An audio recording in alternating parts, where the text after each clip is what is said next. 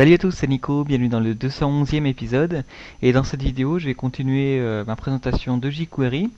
Et aujourd'hui, on va découvrir comment récupérer le clic sur un objet de la page et effectuer une action suite à ce clic. Alors comme d'habitude, je vais repartir de là où j'en étais resté. Alors la dernière fois, on avait vu les différentes actions add class, remove class et as class. Et on a été resté à une page comme ça qui va en fait nous dire si l'élément vert possède la classe rouge. Donc c'est un petit peu bête, mais c'est ce que ça fait pour le moment. Alors je vais retirer cette alerte et on va tout de suite découvrir l'action click, puisque c'est cette action là qui va permettre d'effectuer une action lorsqu'on va cliquer sur un élément. Alors comment elle s'utilise? Eh bien, il va suffire dans le sélecteur d'indiquer l'élément sur lequel on souhaite récupérer l'action du clic. Donc dans mon cas, je vais commencer avec l'élément qui possède l'ID vert. Et ensuite, je vais lui attribuer l'action clic. Donc on a vu le format, donc on a le sélecteur, l'action et les paramètres.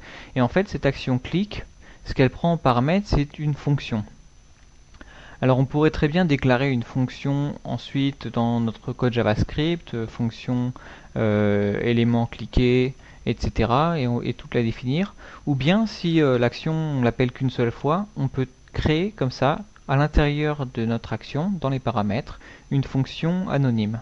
Alors ce qu'on appelle une fonction anonyme, eh bien c'est en fait exactement ce qu'on avait déjà vu lorsque je faisais ici le $de document.ready. Et à l'intérieur, je crée une fonction anonyme. Donc là, c'est en fait la même chose. Donc je vais créer une fonction qui va être appelée en fait lorsqu'on va cliquer sur l'élément. Et à l'intérieur, donc entre les deux accolades, j'aurai le code qui va être exécuté lorsqu'on va cliquer sur l'élément qui possède l'ID vert. Alors ce code-là, pour l'instant, je vais simplement indiquer une alerte en indiquant cliquer. Hop, je sauvegarde. Je vais rafraîchir ma page. Et lorsque je vais cliquer donc sur les autres éléments, ça va rien me faire. Mais lorsque je vais cliquer sur cet élément 4, hop, bien j'ai l'alerte cliquer qui m'indique que je suis bien rentré dans cette fonction anonyme, que je suis bien rentré à cet endroit-là, en fait, que j'ai bien exécuté ce code-là. Alors ça veut dire que jQuery a bien réussi à indiquer au navigateur que lorsque la souris cliquer sur cet élément-là, lorsque l'utilisateur cliquait sur cet élément-là, eh bien, j'ai exécuté le code qui est compris dans cette fonction anonyme. Donc maintenant, ce qu'on peut faire en jouant avec les classes, c'est faire en sorte que pour cet élément, en fait, on va faire un toggle class. C'est l'action qu'on avait vue la dernière fois. Donc par exemple, on fait notre sélecteur vert, et ici, je fais toggle class de rouge. Et comme ça, je vais faire normalement une fois sur deux l'ajout ou le retrait de cette classe rouge. Donc je rafraîchis. Et voilà, donc je clique une fois, la classe rouge disparaît. Je clique une seconde fois, la classe rouge réapparaît. En fait, c'est le principe du toggle qu'on a associé avec le clic. Donc ça, c'est bien, ça fonctionne bien pour l'élément qui possède l'ID vert.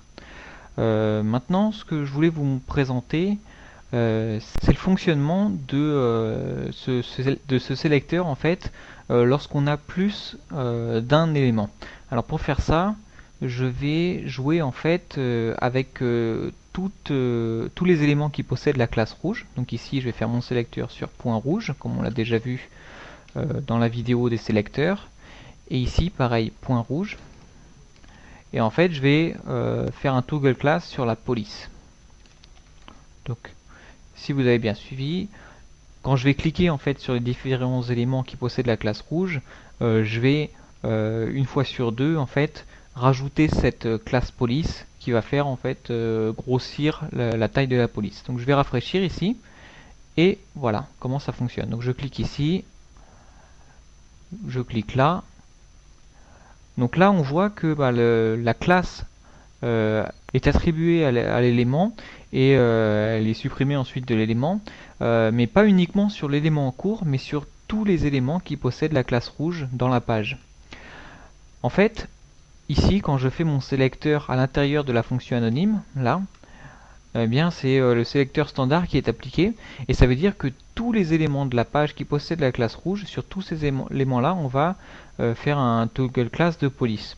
Donc même sur cet élément 4, qui au chargement de la page possède la classe police, une fois que je vais cliquer sur cet élément ici, sur ce paragraphe, je vais rajouter la classe sur l'élément 2, rajouter la classe sur le paragraphe, mais supprimer la classe de l'élément 4. Et bien pour faire en sorte de jouer uniquement sur l'élément en cours, j'ai ici dans le sélecteur le mot-clé this. Donc $ entre parenthèses de this, en fait, dans ma fonction anonyme, va me définir l'élément en cours. Et l'élément en cours dans cette fonction click, bien c'est l'élément sur lequel on aura cliqué. Donc je vais sauvegarder et je vais tester. Et maintenant, quand je vais cliquer ici sur mon paragraphe, hop, ça va changer uniquement le paragraphe et non pas les deux autres éléments qui possèdent la classe rouge. Donc l'élément 2 ou l'élément 4. Même chose, quand je vais cliquer sur cet élément 4, la classe police de mon paragraphe qui a été ajoutée auparavant ne va pas bouger, ne va pas être supprimée cette fois-ci. Donc avec ce $2this, je peux sélectionner uniquement l'élément en cours, l'élément sur lequel on aura cliqué, et comme ça j'aurai pas à définir un ID pour chaque élément et dire que je modifie uniquement cet élément là. Avec $2this, on gagne là aussi en simplicité, comme ce qu'on avait vu avec le toggle class qui me permet de rajouter ou de supprimer la classe en fonction de si celle-ci existe déjà pour l'élément en cours.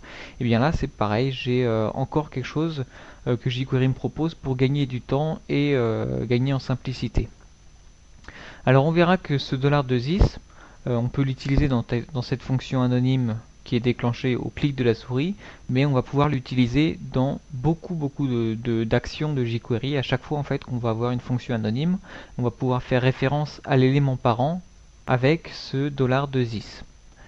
Alors voilà pour cette courte vidéo simplement dédiée à l'utilisation du clic et au $2this. Ensuite on va découvrir d'autres choses concernant les animations et l'apparition et la disparition d'éléments dans la page. Donc à bientôt pour une nouvelle vidéo. Allez, salut!